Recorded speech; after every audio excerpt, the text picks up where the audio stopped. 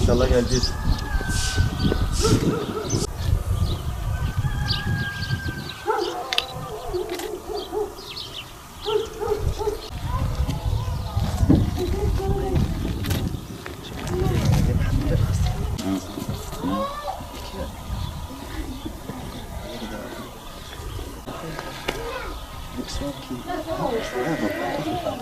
Bizim ilçemizin aslında birçok köyü bu halde.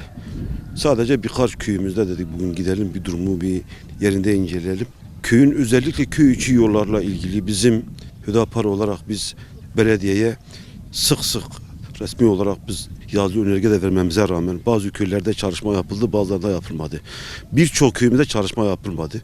Kış gelmeden işte köy içi yolları yapalım, parke taşı yapalım, hiç olmazsa biraz kum dökelim diye kaç sefer söylememize rağmen herhangi bir girişimde bulunmadı.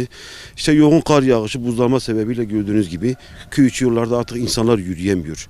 Bırakın arabalar, insanlar yürüyemiyor. Çocuklar okullara gidemiyor. Hastalar maalesef mahsur kalıyor. Yetkililere çağrımız budur. Çok acil bir şekilde bu köy yollarımızın yapılması lazım. Hem grup yollarının yapılması lazım hem de özellikle köy içi yolların yapılması lazım. Vatandaşlarımız mağdur olmaması lazım. Yetkililere çağrımız budur. Mutlaka önlem alınması lazım.